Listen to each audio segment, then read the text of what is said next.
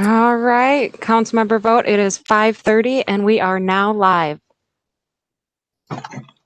Good evening, everyone, and thank you for tuning in to tonight's meeting. Our first meeting of the evening is going to be a workshop, and the first item of agenda on that workshop is an update on the County Road 10, County Road 11 corridor study. So I guess I will turn it over to our representatives from the county. Angie, would you like to take it from here? Yes, thank you. Mayor, council members, thank you for having us this evening. My name is Angie Stenson, Senior Transportation Planner with Public Works.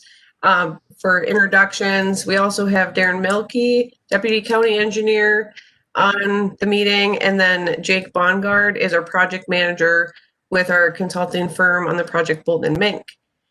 So over the last year and a half, we've been working on the city or with the city staff on the Highway 10, Highway 11 corridor studies to identify improvements for Engler Boulevard and Victoria Drive in these city growth areas. Actually, the next slide. Yep. Particularly, as you can see on this map, Victoria Drive between Marsh Lake Road and Highway 10, which we'll get into the details of that today. These are important transportation and development corridors for the city and the county. So we've been happy to work on this site together. You can see the project goals off to the left, and these help focus and guide the study analysis and recommendations. And overall, the purpose of this study is to bring forward a recommended improvement concept for these highway corridors, one that considers these goal areas of mobility, safety, development, environmental considerations, and the financial responsibility piece as well.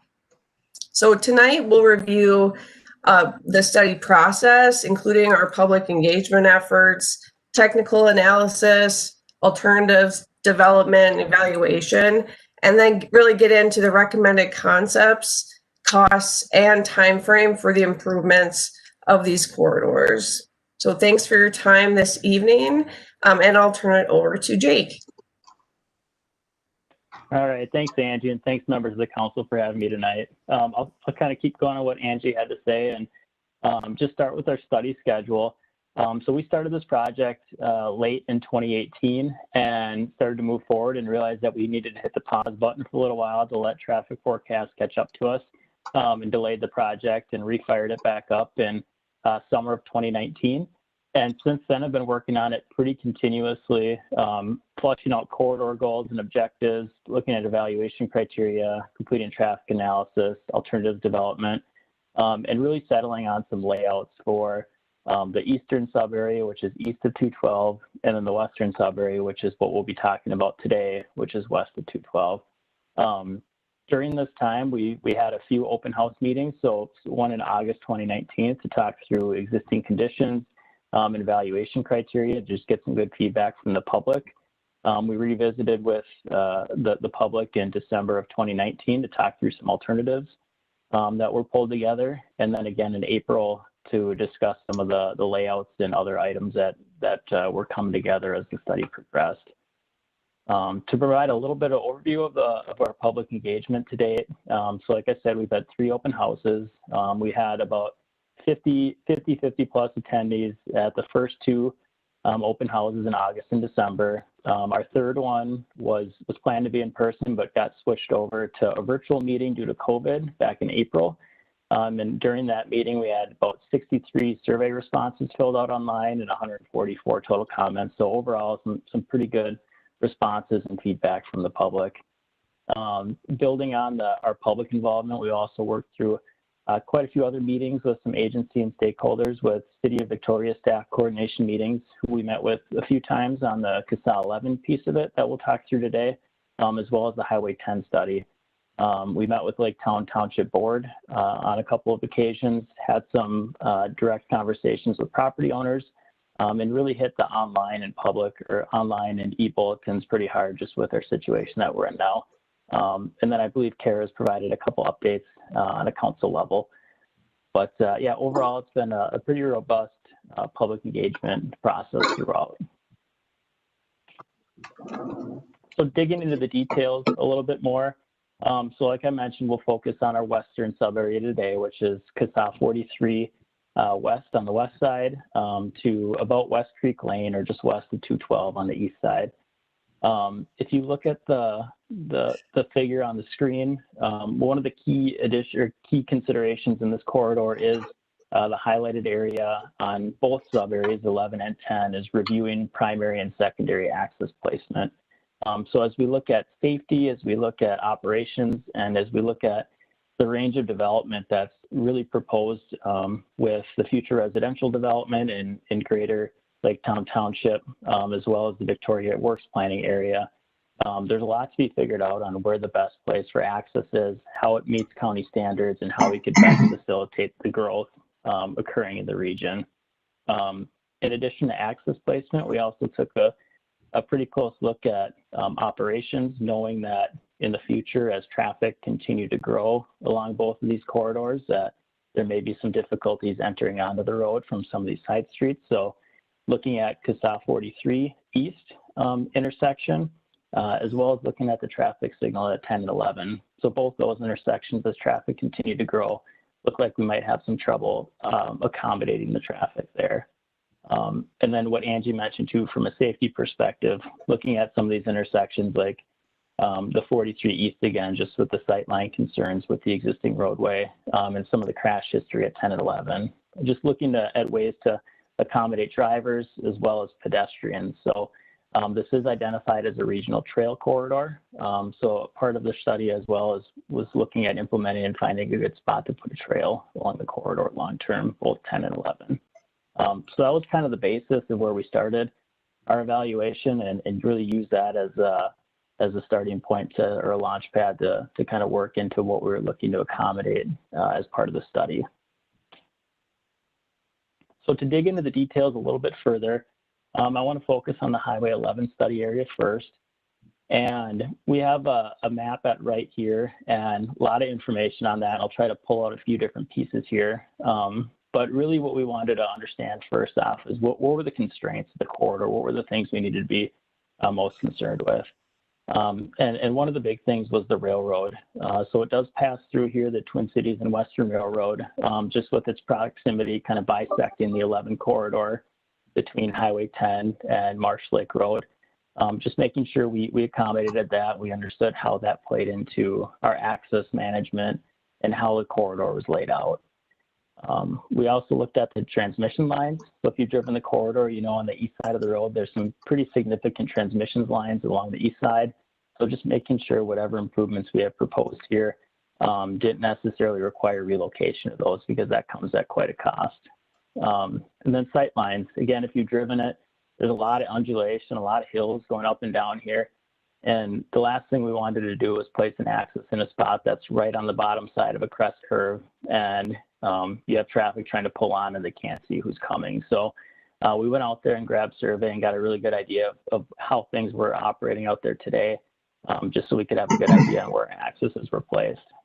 In addition to that, the corridor you see here, we looked at the collector roadway network. So the previous efforts put in by the city of Victoria to lay out their future network and your future network, just making sure that that was considered in the recommendations that were proposed along Highway 11. And then we built on all of that with the county's access spacing standards. So given that it's a urbanizing roadway, we have 1/8 mile secondary and 1/4 mile primary access. So what that says is every 1/4 mile, we could have a full access that could one day be a signal or a roundabout or something like that, just an intersection that's going to carry a lot of traffic in the future. So these little dots on the right side, the blue ones in yellow, I believe, looked at the access spacing that was reviewed as part of the study. And we really focused in on one option after reviewing quite a few recommended access by providing a primary access north of Highway 10 to facilitate access to the Victoria Works site, a secondary access north of there between the primary and the tracks, north of the tracks having another primary access location, and then another secondary for the north. And we'll dig into the details of this with the layout, but just a general overview of what was planned from an access perspective. From a traffic perspective, so we also did some development trip generation. So looking at the development properties or plats that were proposed along the corridor to make sure that we had an idea of how much traffic we were looking to accommodate on the corridor, both in the near term and the long term. So the different development plats that you have seen here, I think they vary slightly from, I guess, what will be presented later at this meeting, but scale-wise, it should be very close to what's being proposed. So we did bring in the different site plans for the different development areas and estimated the number of trips. So with a full build out in this region, we'd expect to have about 4,000 trips per day, about 2,000 to 2,500 both in and out coming out of the site with all of this development built out. So in addition to the development trip generation, we also looked at forecasts for the corridor itself. So what did our models tell us looking at the greater region, the whole system on how traffic was going to grow out here? Along CASA 11, existing volumes are somewhere in the range of 6,000 trips per day today.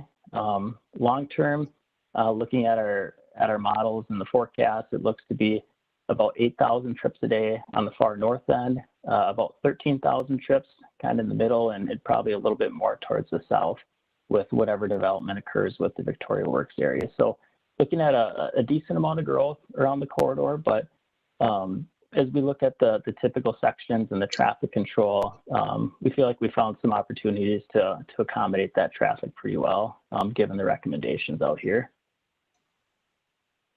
And then the final piece is safety. So a lot of times we look at the existing conditions and try to figure out exactly what's wrong out there today to see if we need to fix anything. Well, today there isn't much for traffic, isn't much for accesses, so it's a pretty clean slate right now. So as we talked about sight lines and looking to place accesses in certain locations and adding turn lanes in certain locations, that all factors into making sure that we have a safe corridor going forward for the amount of development that's anticipated along the corridor. So diving into the details a little bit more, so as we talk about those future traffic volumes and the accesses that we're looking at, we broke it down into two different segments here. And it's not quite the exact transition, but it shows a good overview. So south of the railroad tracks, we're looking at a 4-lane divided roadway. So urban roadway, curb and gutter on both sides, median, a raised median, and 2 through lanes in each direction with turn lanes at key intersections. As you get north of the tracks and beyond that Victoria Works development area, we expect traffic to decrease a little bit, and we'd be able to accommodate traffic with a 2-lane divided section, so 1 lane each direction with shoulders and turn lanes at key intersections as needed.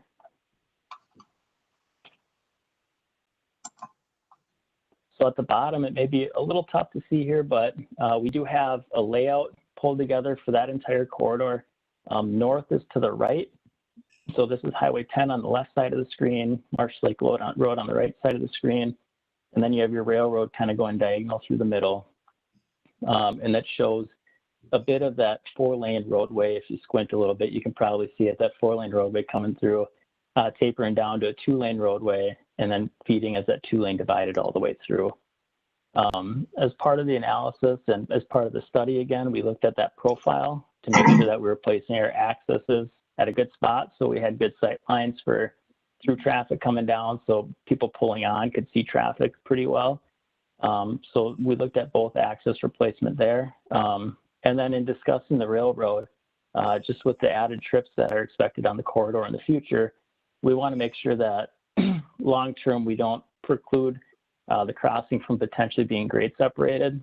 So it's not something we're looking at in the near term necessarily, the county's looking at in the near term, but if safety issues do arise or opportunities do arise to make that grade separated, we just want to make sure that these accesses are placed that doesn't prevent us from doing that. So you can see the blue line that we have here are alternatives for grade separation. So that's kind of how that profile or that roadway would look over the existing railroad section. So as you can see, the intent was somewhat to get those access points beyond that location. And then from a construction standpoint, as you look at the roadway typical section, so we talked about the 4-lane divided south of the tracks, so 2 through lanes each direction with a raised median. North of the tracks, the 1 through lane in each direction. And one thing that we're looking to do out here too was maintain as much of the roadway as we possibly could.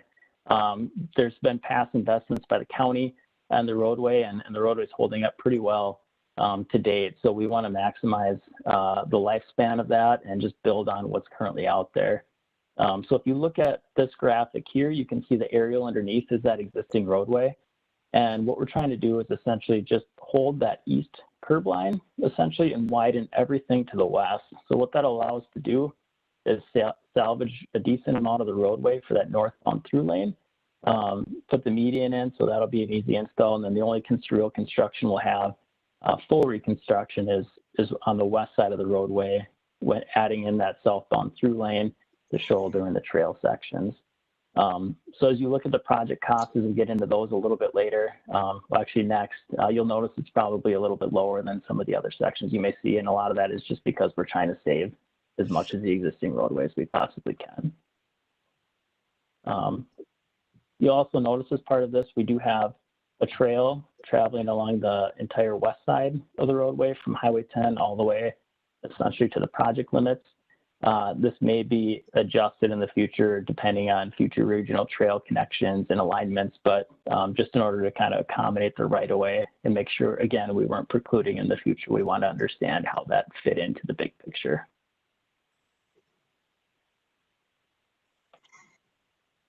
All right, so digging into individual projects. So the first one that kind of keyed up from our implementation plan was the Highway 11 improvements from the railroad crossing to Marsh Lake Road, so that northmost segment. Again, if you look at this graphic, railroad tracks on the left, Marsh Lake Road on the right, north is to the right. So we identified this as a short-term project, 2 to 3 years, so construction 2022, and it's really contingent on development. There really isn't a near-term need for this project unless we have added traffic coming onto the corridor in the midpoint where we need to control it and make sure we're accommodating it with turn lanes so we're not causing safety issues on the main line. So really contingent on development. It's that 2-lane divided section that we discussed, either urban or suburban, meaning it'll be curb and gutter on both sides of the road, or possibly just one side of the road or with the raised median, kind of depending how costs and right of way work out. But from a traffic control perspective, we do see this operating pretty well as a 2-way stop or a side street stop controlled intersection at both of these intersections. So you can see we do have a northbound turn lane coming into the site as well as the southbound right turn into the site, and then the southbound right into the secondary access as well. But both those we'd expect could operate pretty well with just a stop sign. There may be a need for a signal at the south intersection at some point in the distant future, but it really depends on how much traffic growth it really occurs on Highway 11 and how much is pushed out from the side street with the local collector roadway as well. But yeah, initial recommendation is a side street stop. So total costs with this project, about $2.2 million, 1.8 in construction costs. And just based off the development cost share policy, the city share would be approximately $580,000, with $467,000 being in construction costs. So the next one we have is the Highway 11 study area from north of Highway 10 to the railroad crossing. So more of a midterm project, 6 to 10 years out, 2026 build, contingent on development. So it has that 4-lane section that we talked about, a traffic signal at the potential Victoria Works access site with a stop sign to the north. Total cost on this one, about $2.7 million, 2.2 in construction, and the city cost is rounded off to about $1 million, with 820 of that being in construction costs.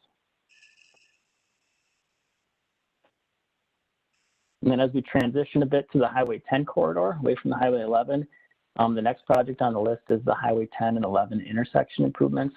So you can see on here that we're looking at providing turn lanes So in that additional that 4-lane divided urban section on Highway 11 again, as we showed just to the north, just to push some traffic and increase capacity on the highway at the intersection itself, also adding in an eastbound through lane to the corridor. So again, north is to the right.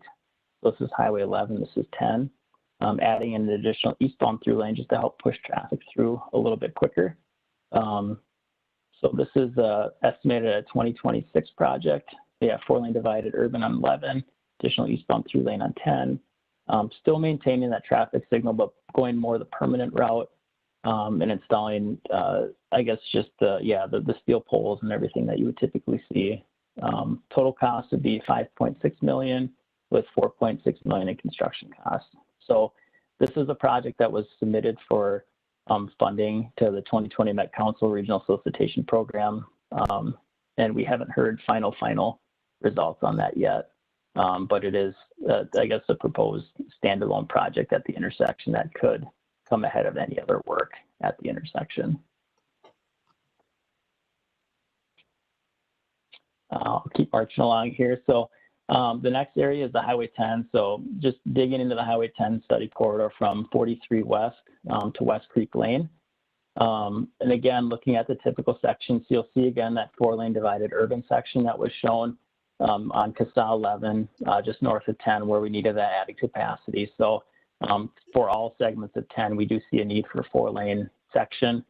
But it's really a discussion then between the rural and the urban. So do we have a raised median with curb and gutter, or do we have more of a ditch section in the middle?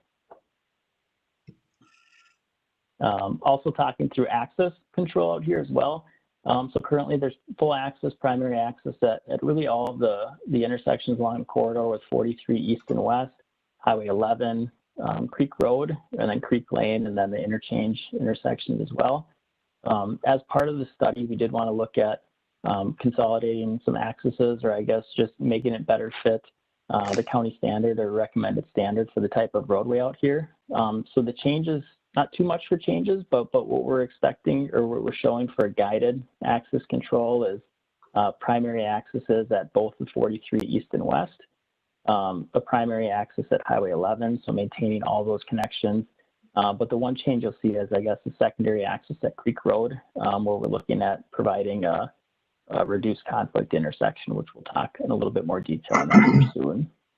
But some other details on here are providing some secondary accesses on Highway 10 between the railroad tracks and Highway 11 for future development accesses, as well as looking at a realignment of Highway 10 as you get west of the railroad tracks. And I know that's an easy line to draw on a page and a tough thing to construct, but the idea of that is to eliminate the curvature in the roadway right before the Highway 43 intersection, just to improve safety at that intersection, as well as to improve safety for any future collector roadways that may come in here in the future with the city of Victoria, and just providing a better intersection both north and south in the long term. So breaking down this corridor a little bit, looking at the improvements. It's two projects essentially. So the first being east of the railroad tracks to West Creek Lane. And the priority on that's more of a midterm project, so 6 to 10 years. We do have the construction year currently shown at the front end of that, so a 2026 project. So the typical section is to be determined whether it's, we know it's going to be 4-lane, but the question is divided urban or rural. And that's probably going to get flushed out during preliminary design as costs come in and things get a little bit better figured out of how everything fits with survey and existing topo. Traffic control out here, again, looking to maintain that traffic signal at the Highway 11 intersection with added turn lanes and added through lanes, of course, to really improve the efficiency of that intersection as compared to what's out there today. And that Creek Road, looking at a reduced conflict intersection. So that's something similar to what you'd see in like Cologne, but on a smaller scale, I guess, of where you have to make a right-hand turn to make a left-hand turn essentially coming out. So what that really does is it eliminates the right angle crash. So it it prevents someone from making a bad decision of pulling out and getting T-boned essentially, or assists with that. And it just makes for a nice safety improvement to eliminate that conflict. Total costs of this segment are expected to be about $14 million, with $10.5 million in construction costs. And the city cost share is really to be determined just based off of, I guess, future city limits and lines as to when the project is pushed through. And the final segment is Highway 10 improvements west of the railroad tracks, essentially to Highway 43. And we see this as a long-term improvement project, so somewhere in the 15 to 20-year frame. We currently have it shown at 2038, and it's really contingent on development. So development to the north needing to provide this realignment alternative, development in Carver to the south to provide better intersection operations at the intersection as well, potentially looking at some different realignment options as well, aligning 43 east to 43 west. There's a lot that needs to happen out here for a project to come. So it's the furthest out on the radar. But we are looking at that 4-lane divided urban section, just with how, I'm sorry, 4-lane divided rural, just with how open it is out here, and really looking to move traffic. We're looking at more of that ditch section, similar to what you'd see in most rural environments. Traffic control, so 43 west, again, looking at implementing a reduced conflict intersection just to improve traffic flow for the main line and improve safety for the side streets. At 43 east, looking at a reduced conflict intersection again with the potential for a future traffic signal. So if development does really push ahead on the north side with the collector roadways and future planning, as well as in Carver, if operations get difficult from the side streets to enter on, adding in a signal to just improve operations and stop main line on occasion to let the side streets get on or get across Highway 10. And the total cost on this one is about $21.2 million, 15.7 in construction costs, and this one's a little bit more expensive just with inflation on a yearly basis as we look out 18 years essentially, and it is a larger segment as well. And just as we talked about with the segment to the east, the city cost share is up in the air as well, depending on where city limits go. So apologies for going quick through that. Tough to cover a year and a half in 20 minutes, but yeah, happy to answer questions. I guess next steps following this meeting would just be seeking a resolution support for solely the Highway 11 study area, so from Highway 10 to Marsh Lake Road at the December 14th meeting. Okay. Council, does anyone comment or want to discuss this further?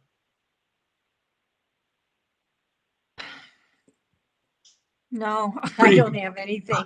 That's a lot to look at. So this is basically development driven. Is that what you're saying? It is, especially the Highway 11 study improvements, definitely. Highway 10, as you get on to the east of Victoria Drive, there are some pavement quality and some other issues, or I guess with the intersection currently, if you were to drive that intersection during peak conditions. So there's a little bit more of a driver for the Highway 10 improvements on the east side, but yeah, I would say the rest of it's more so development driven. Okay. I have a question. Yeah. Jake, what's the total cost of this whole thing? You gave the different segments, but what's the grand total cost going to be when this whole thing is developed? For the west sub area or the entire project area that Angie covered? Well, the area that affects Victoria, which would be Victoria Drive, and then the section of Engler between Victoria Drive and 43. I haven't done that math. I could probably do it quickly here. It looks almost like $1,580,000. That's what I collected. Well, it's just multiple millions, isn't it? That's just for the 6 to 10 year. Yeah. He doesn't have the answer for the, anything after 10 years for the city, but for the 2 to 3, it said Oh, right. 580,000. And for 6 to 10 was a million. Right, that's just, Yeah, you're exactly right. okay, that's a 10-year total? Okay. When, what's gonna drive, Jake, what's gonna drive the roundabout at, Marsh Lake Road, Victoria Drive, and Pioneer? Is that gonna be the traffic that's going north and south that's gonna be generated by development? How soon can we look to having a roundabout there? Angie or Darren, would you mind commenting on that one? We didn't dive too much into it, the roundabout portion as part of the study. No, I didn't even see that. We Yeah. assume starting south of that. Yeah, this is Darren Milky. I can jump in a little bit. I don't know the answer off the top of my head. I'd have to look it up and we'd have to get back to you. That was looked at more so with the Marsh Lake Road study that the county and city did together. It was definitely needed within the next 20 years. I don't think it was within the next 5 it was needed. It's definitely driven around the amount of development and how fast it comes in on Marsh Lake Road as So well. Darren, what you're saying is that the cost of the roundabout isn't in these numbers? No. Is that what you're saying? It is not, no. Okay, that's interesting. How much does a roundabout cost roughly? This intersection, I would guess it's probably around the maybe $2 million range. Okay, so there's some significant costs aren't in here, because that roundabout would be a key. It may not be needed if this development goes in. It's something that we could look at a little bit closer. It was treated as more of an independent type thing that could go in on its own. It wouldn't have to go in with what they have on the screen right in front of you. Sure. So of the 2 million, would that be the city's cost or is that the total cost? Estimate. Typically, the roundabouts are shared by leg of intersection. So it'd be 25% would be the city of Victoria's share in this instance. Okay. Any further comments? I could have one quick question. Sure. We are in the process of trying to extend city services down County Road 11 towards Engler Boulevard. If we're successful in those endeavors, the hope is we could start to develop that commercial area closer to Engler. It was the committee's hope that we get a full intersection off of Engler Boulevard or County Road 10 in between 11 and the railroad tracks. Is that even possible under your time frame?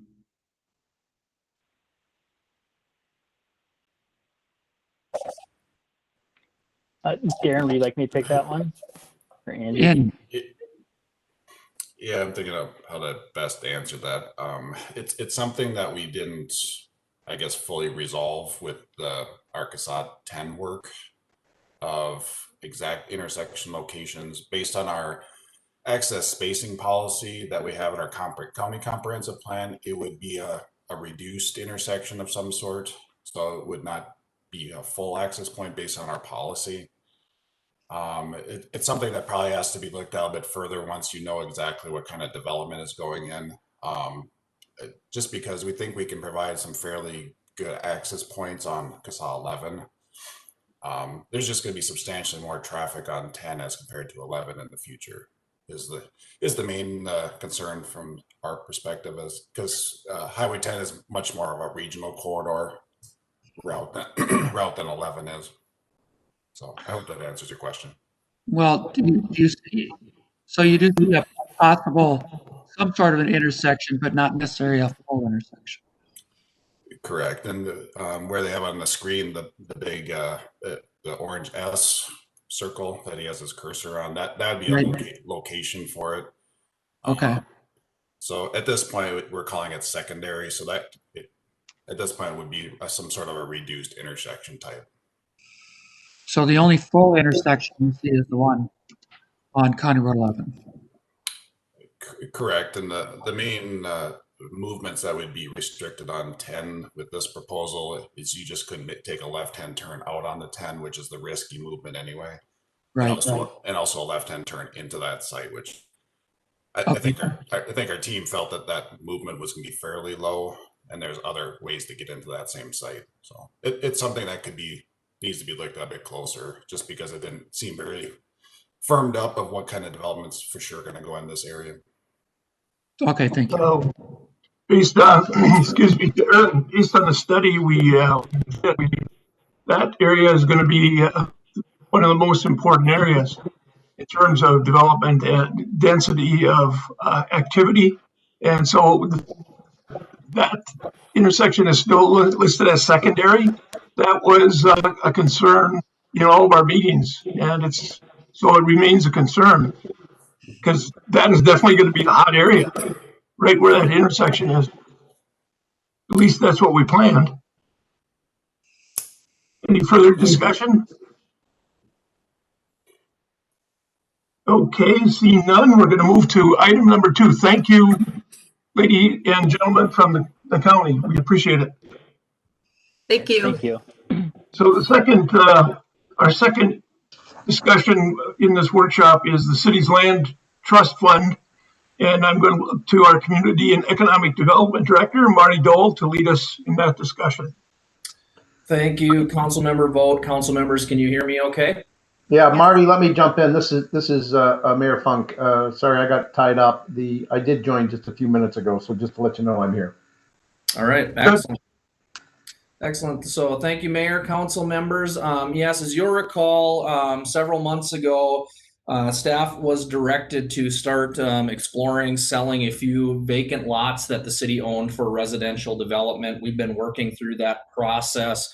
One of those lots is currently on the market. The second one should be listed very soon, working through some engineering and estimate type deals. And then the third lot, we are still working through a few things as well, but working on that process. But as part of the research and things that went into this, we discussed the city's land trust fund.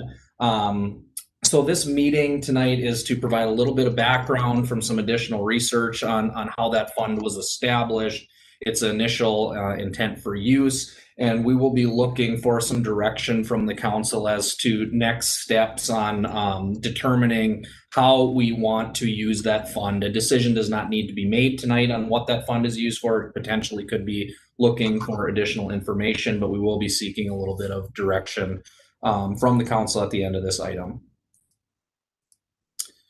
So just some background on the City Land Trust Fund. In the mid-2000s, the city began acquiring some residential lots with developments. This was done as an allocation to the city through development agreements. The intent when that was started was that the city would create its own city land trust program in an effort to provide affordable housing options in Victoria. The idea was that the land would stay in a trust, which would lower the purchase price of the home, and then that would limit some of the equity that the homeowner would be able to obtain upon resale that would stay with the property to continue to be able to recycle it as an affordable option for folks to live in. So in this time frame of a few years, several lots were acquired, but the trust itself was never established. So as these lots are being given to the city through development, the council at the time was recognizing some challenges with the program, one of them being some perception issues related to it, the negative perception of affordable housing in these new developments. And about that time, housing prices were rising as well. So somewhere around the 2010 range, the city and Carver County began discussions about a potential change to this land trust program. And at that time, it was agreed that the city would sell these lots to builders for market rate homes. And rather than creating its own land trust, they would then commit those funds to Carver County's Community Land Trust Program. Those funds would then be intended to be used to subsidize for home purchases for lower income buyers through grants and those types of things. So in this time frame, all of the lots but one were sold and the land trust fund was established. The one lot that was not sold is one of the lots we are currently looking to sell. So after that discussion and determination, there was an election and there was a change in city council members. And before that program could really get up and running, the council at the time chose to hold off and hold those funds until a better use was determined. So in the last 8 to 10 years, there's been various discussions from city councils about that fund, but to date, there's been no direction given as to how those funds should be used. So the land trust fund itself was at approximately $190,000 at the beginning of 2020. The only expenses that had previously been allocated from this fund were to pay property taxes on that remaining land trust lot. And then in 2020, the council did authorize the use of some of those funds under $20,000 to be used by staff for legal and engineering services related to the sale of those 3 vacant city lots, with the intention that that fund would be reimbursed whatever was used from that fund upon the sale of those properties. So as we sit today, we are a little less than $190,000 in that fund, but the intent is that it will be reimbursed. So as I mentioned at the beginning, staff is looking for some direction on the next steps for this land trust fund. It could include direction on how the council wants to explore allocating. It could be a request for additional information to help inform a future decision. And just as an aside to that, while these funds were initially intended to be used toward affordable housing, there's no legal restrictions known to date outside of those that are applicable to all public funds on the use of those funds.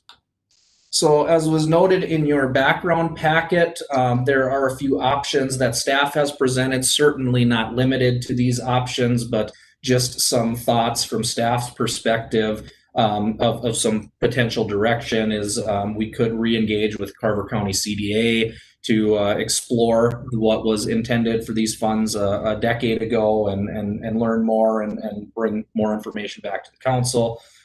We could look at retaining the use of these funds retaining these funds to use towards some presently unknown affordable housing initiative. For example, we have a requirement for some sort of grant match anytime we are applying for or receiving a LCA grant. We could explore allocating those funds to assist in closing financial gaps related to the Downtown West project. Any other special projects or initiatives. The council could always choose to allocate those funds to the city's general fund and just eliminate the fund completely, or any other ideas or opportunities that may be out there. So with that, that concludes my presentation, and I will turn it back over to the council. I'd like to suggest to the council that we put those funds in the general fund and eliminate the fund trust in its entirety. The council, anybody else have any thoughts? Mayor, it's Deb, Councilmember McMillan. I have a couple of questions and a couple of thoughts on this. So if we would move back to working with the Carver County Community Land Trust, is that a countywide project or is that for Victoria specific use? Councilmember McMillan, Mayor, members of the council, that is a county-wide program, but I believe the discussion could entail making sure that our funds were used specifically within Victoria. I have to imagine that would be an option if we were to further explore that.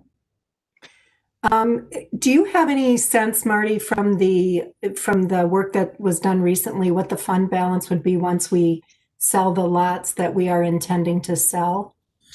So the lot that is currently on the market is listed at $139,000.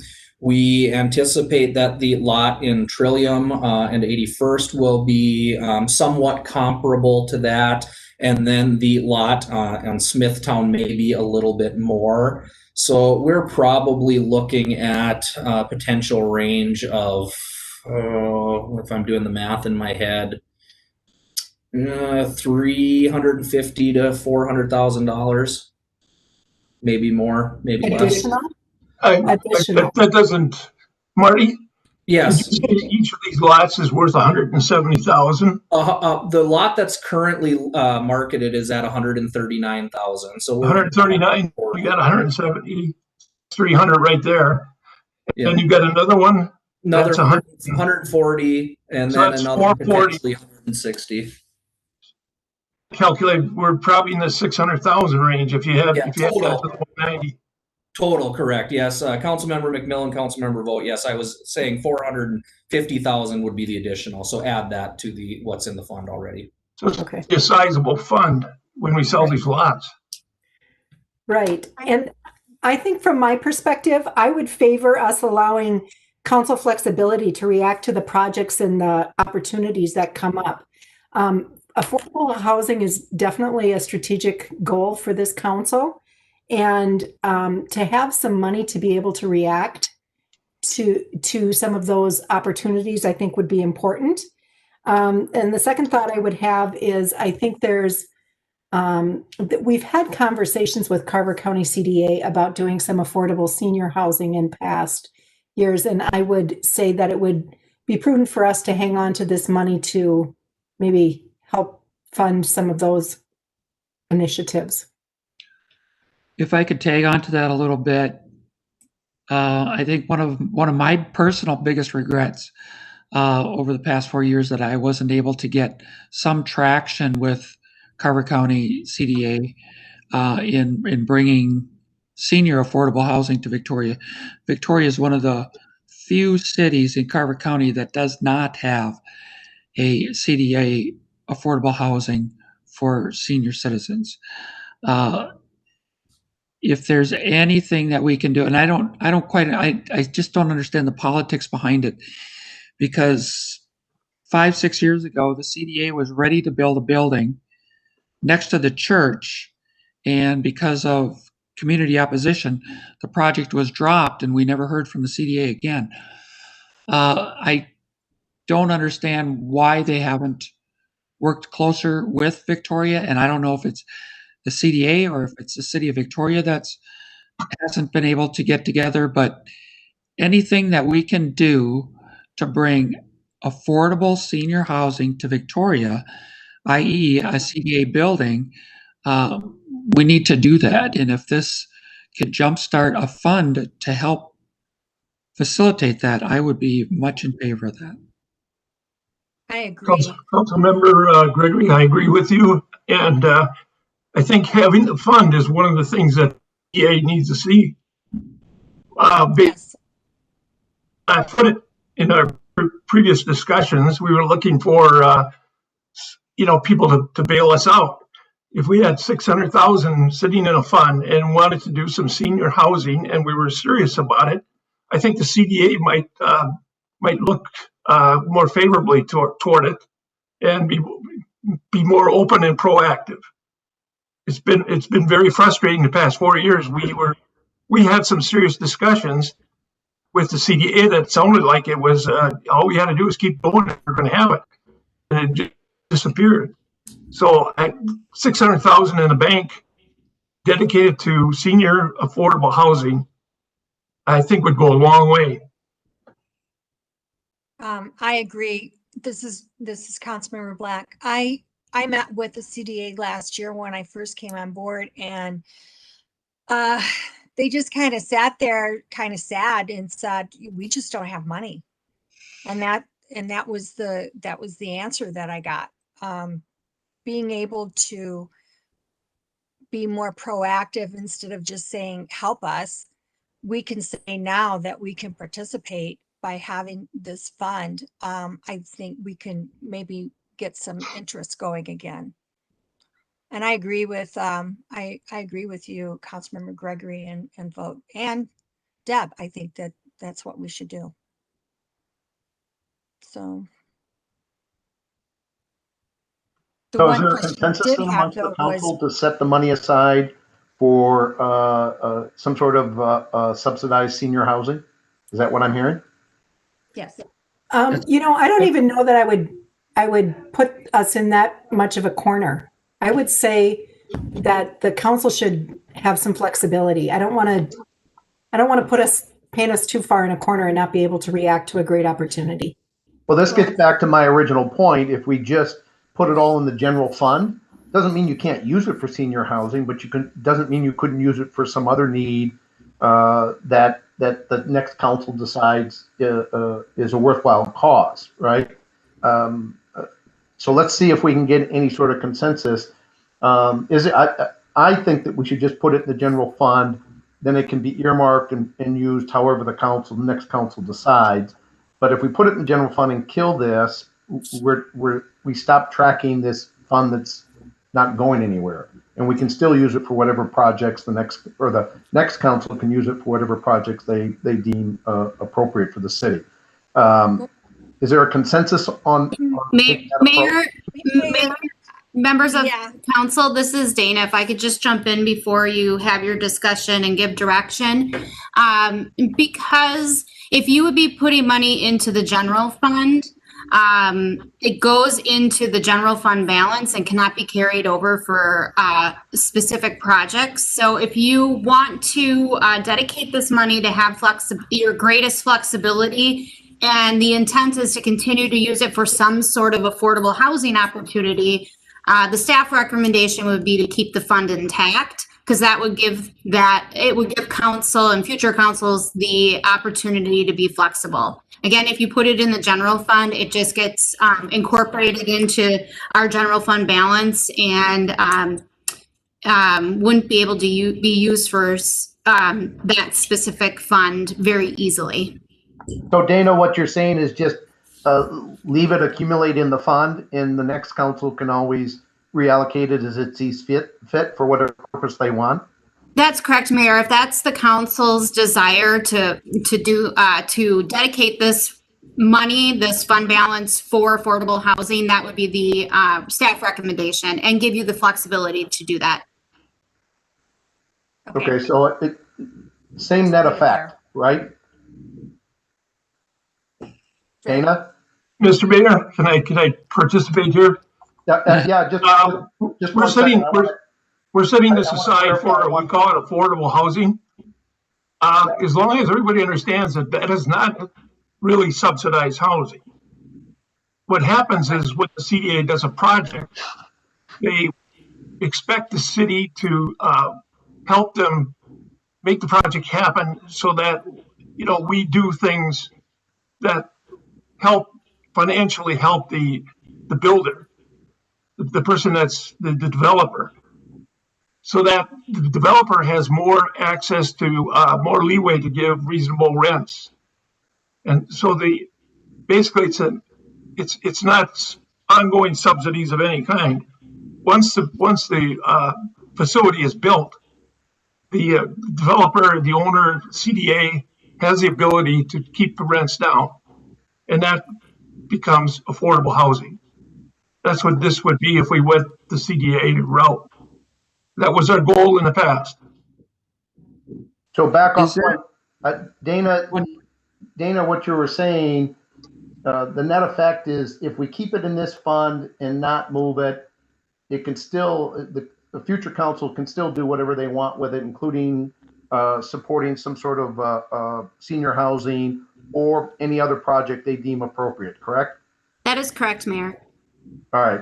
So, council, we've got a limited amount of time here. Based on the discussions I've heard, Deb, would you support keeping the fund intact and just leaving the fund as is for future direction by the next council? Yes. Yes. Okay, thank you. Judy, would you agree? Yes. Yes. Thank you. Tom G? Can we name the fund Affordable Senior Housing? Dana, can we do that and still allow the next council flexibility? Mayor and council, yes, those naming that fund, barring anything, I think Trisha's on this call. I don't believe that there are any issues with you naming the fund. This is not one of those funds that has any statutory requirements to be named something different, and it is policy, so council policy can always change if you decide to do something differently with those funds Okay. in the future. Deb, are you okay with naming it as Councilmember Gregory mentioned? I want to provide the greatest amount of flexibility. If we have an opportunity to subsidize something on Downtown West that would help kickstart that project, I would think that that would be a great use of these funds as well. I love the idea of senior affordable housing, but I don't want to discount any other opportunities. I mean, I'm okay with City Land Trust Fund. And based on what Dana said, the policy directs how the money is spent. Correct. And literally, the reality is we could call it anything we want. It's not going to change how or affect how the next council can use the money. So naming it is nothing more than a nice name. It's symbolic to do that. But again, I want to point out that Victoria is one of the only cities in Carver County that does not have an affordable housing senior CDA building for seniors. And Got it. we can do that. Yeah, I know it's symbolic and it can be changed, but I would still vote to do that. All right. So, Deb, would you be opposed to the symbolic name change? I'd prefer not to change the name. Okay. Judy? Well, I mean, land trust program, I mean, what if we called it Livable Community Fund? It'd be the same thing, only different. So we now have a third name? Can we limit it to the one or two choices here? Well, I don't want to fight over it. It's just a title. Yeah. All right. So flip a coin. As far as I'm Councilmember concerned. Vogt, do you have a preference here? Yes, I certainly do. I think labeling it the Affordable Senior Housing Trust Fund would be most appropriate, and would keep the city on course. Mr. Gregory points out something that if we're going to be the shining star in Carver County, you know, in terms of quality of life and everything else, why the heck don't we have affordable senior housing? Everybody around us has it. So, Yeah. you know, this is a weight around our leg. You know, Yeah. we're dragging an encumbrance here that we shouldn't have, and we should really do everything in our power to get this thing going and stop talking about it. We've been talking about this as a city for 5.5 years, the whole time I've been on the council, and it's just all talk. This is the first chance we have to put our money where our mouth is, and we should do it, and we should do it symbolically so the newspapers can write about it. Yeah. All right. What was the name? What was the name you wanted it? Affordable senior housing. Councilmember Vogt, would you agree with Affordable Senior Housing Fund is fine with me. Okay, I'll also support that. So that's three of us. So let's. And I will too. All right. So 4. Deb, do you want to make it unanimous? Absolutely. All right. There you go. So Dana, I think you heard unanimous. We'll call it the affordable. What was it? Affordable Senior Housing Trust. Did I get that right? Fund. Yes, sir. Yeah. Okay. So Dana, let's name it like that, and we'll leave the money in that trust for future councils to determine the use. So We'll make that change. The Affordable Senior Housing Fund, correct? Yes. Just have a trust at the end? Do we need trust? Fund sounds better. Yeah, fund sounds better. Okay. Thank One you. more time, Cindy, say what it is. Affordable Senior Housing Fund. Thank you. Council, any objections to that name? No. No. All right, super. All right, that's what we'll go with. Dana, council, any final comments, questions? All right, hearing none, can I get a motion to adjourn, please? I make Motion a motion to to adjourn. adjourn the workshop. We'll give Deb that one. Councilmember Vogt, do you want a second, please? I'll second that motion. All right, roll call vote. Deb. Aye. Thank you, Judy. Aye. Thank you, Councilmember Gregory. Aye. Thank you, Councilmember Vogt. Aye. I also vote aye, so we are going to adjourn. We'll reconvene in 5 minutes, and then we'll start the regular council meeting. So at this point, we are adjourned. We'll see you all shortly. Thank you.